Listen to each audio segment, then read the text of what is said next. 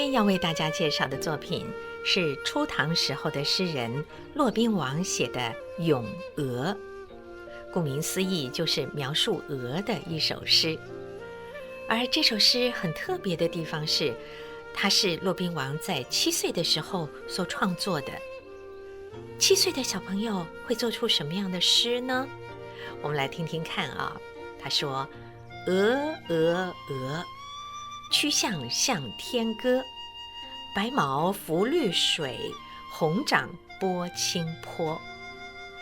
咏鹅的咏是歌咏赞咏的意思。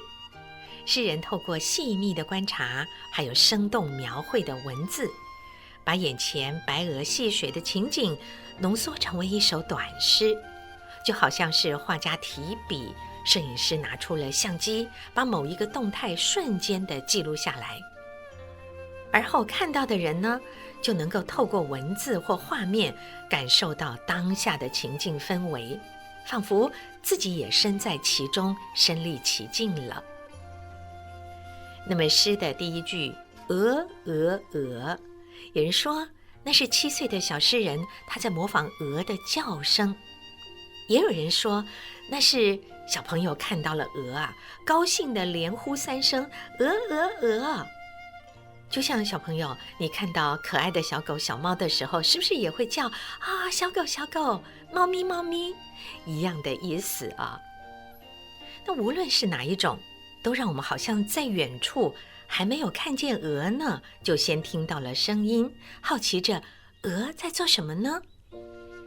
下一句诗人便带着大家往前一探究竟。原来鹅啊正在曲项向天歌，也就是说鹅正抬着头，仰着脖子，你看它的脖子是弯弯的啊，朝着天空在唱歌呢。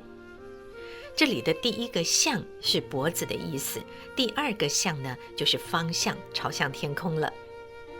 接着他再写白毛浮绿水，红掌拨清波。这2句话就是说，白鹅漂浮在绿水之上，它红红的脚掌拨弄着清澈水波的那种戏水的场景。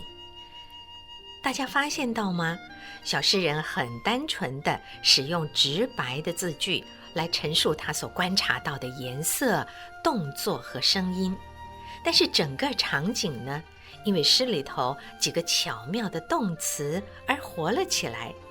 像是他写曲项向天歌，把鹅的叫声比作在昂首唱歌，你就会知道鹅啊，它不是只叫了1声2声，而是持续不断的此起彼落的，就好像正在唱歌一样的热闹。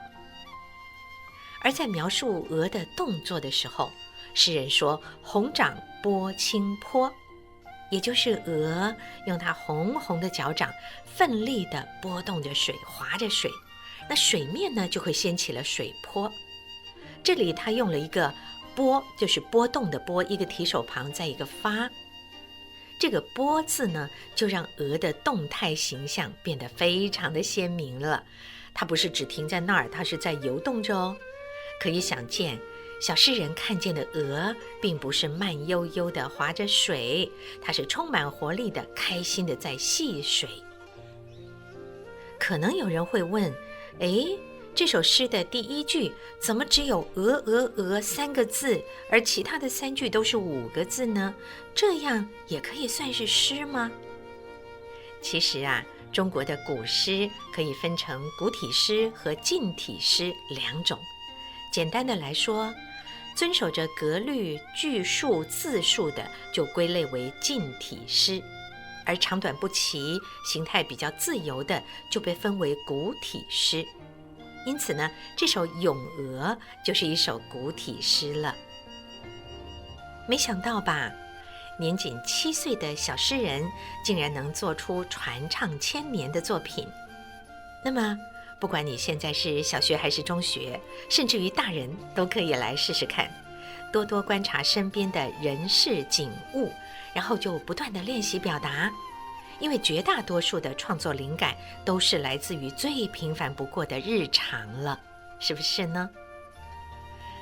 除了骆宾王在7岁写了这首诗之外，还有什么有名的诗人也在7岁的时候写过特别的作品呢？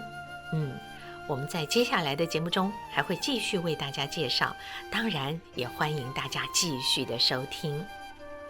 如果你喜欢我们这样小小介绍诗的小单元，欢迎分享给你的朋友们。在 YouTube 上面也可以找得到给孩子的52首诗，我们的这个节目哦。好，这是今天介绍的初唐的诗人骆宾王所写的《咏鹅》。鹅鹅鹅，曲项向天歌。白毛浮绿水，红掌拨清波。